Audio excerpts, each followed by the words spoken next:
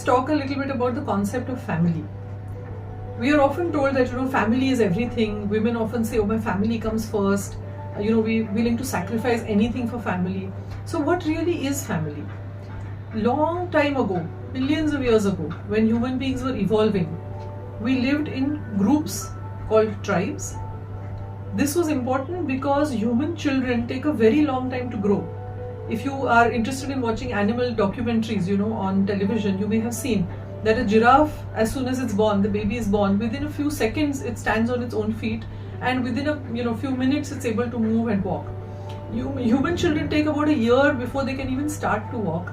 They take many more years before they can be intellectually and emotionally developed enough to lead an independent life.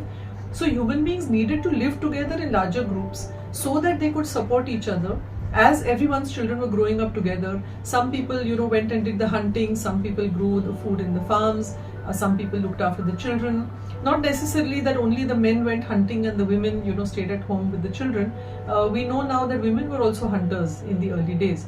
So as a result of this, human beings have actually evolved to be in relationships. The problem which has occurred with modern, the way we live in society, is that the man and the woman, or whoever your partners are expected to be everything to you, which earlier was probably, a tribe. As they say, it takes a village to raise a child, because you had people of different generations, people with different interests, with different ideas, with different skills, different capacities. Women had their own life in their own private domain, men had their own life in their private domain, and there were some areas where there was overlap. I'm definitely not saying we should go back to that, but what I'm saying is our various multiple needs, whether they were emotional needs, philosophical needs, intellectual needs, physical needs, sexual needs, many people were available to fulfill many aspects of our lives. Now we have a so-called nuclear family, which is usually considered to be one man, one woman who are married to each other and one or two children that they have. So the spouses expect from each other that full range of support that we were actually getting from an entire village, which is very unrealistic. And that's why these nuclear families are becoming more like nuclear reactors. There's kind of explosions of relationships, because the burden of expectations has become so high, and our capacity to fulfill those for, let alone another person, even for ourselves, is not very realistic.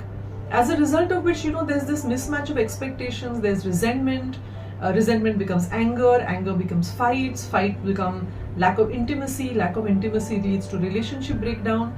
So we are seeing this happening everywhere. Now, why is it of interest to you as, someone who's listening to the divorce doctor? Because divorces and marriages are not really opposite sides of the coin. They are more of a cycle.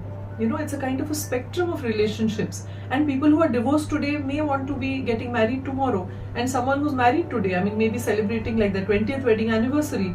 By the end of another year, things, they may have grown apart, things may have changed. They may be on their way to getting a divorce. So I think it's important for us to recognize that these are only milestones in a very long journey.